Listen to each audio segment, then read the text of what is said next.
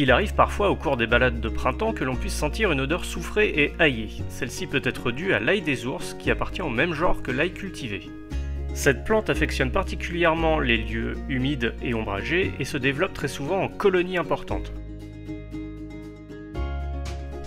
En botanique, le critère d'identification primordial, ça reste la fleur. En ce qui concerne l'ail des ours, on a une inflorescence composée de plusieurs fleurs qui sont toutes à 5 pétales et blanches. Mais si l'on arrive très tôt dans la saison, il n'y a pas forcément de fleurs.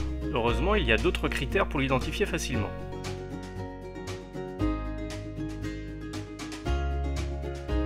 Avant les fleurs, on peut identifier quelques bourgeons floraux qui prennent naissance à la base des feuilles. Ce sont précisément ces bourgeons-là qui ont le goût le plus piquant sur la plante. Pour s'assurer qu'il s'agisse bien de l'ail des ours, on peut prélever un bourgeon et l'écraser entre les doigts. À l'intérieur, on doit pouvoir voir les prémices des fleurs blanches, mais également on doit pouvoir sentir une odeur aillée caractéristique. Même s'il ne se développe pas tout à fait à la même saison, on pourrait confondre l'ail des ours avec le muguet. La feuille de l'ail des ours a un aspect un petit peu plastifié, elle est oblongue, pointue, avec un pétiole assez long. Elle possède une forte nervure centrale et il suffit de la déchirer pour ressentir une odeur aillée caractéristique. L'intégralité de la plante est consommable, les feuilles, les bourgeons, les fleurs, mais également les bulbes qui sont enterrés.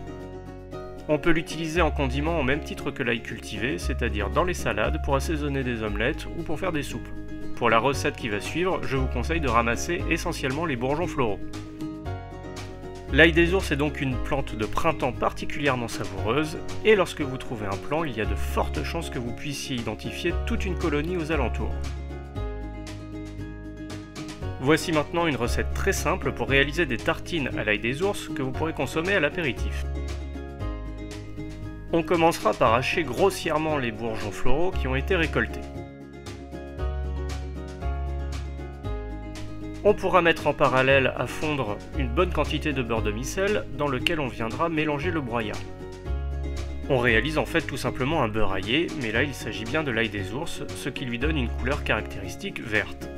Il suffira ensuite d'étaler la préparation sur des morceaux de pain que l'on disposera dans un plat pouvant aller au four et on laissera gratiner tranquillement jusqu'à ce que le pain soit bien grillé. Après une balade bushcraft, voilà donc de quoi vous préparer un bon apéritif que l'on peut accompagner d'un bon verre de vin rouge. On notera au passage que l'ail triquetre, qui présente des inflorescences en forme de clochette, peut être utilisé au même titre que l'ail des ours, bien que sa saveur soit légèrement moins piquante. Pour découvrir d'autres plantes bushcraft et d'autres activités de plein air, vous pouvez vous abonner à ma chaîne YouTube, me retrouver sur la page Facebook Nature Aventure Survie ou vous procurer le manuel Nature Aventure Survie, guide pratique du bushcraft, dans lequel vous pourrez découvrir toutes sortes d'activités praticables en famille. Bonne journée, bon bushcraft à tous!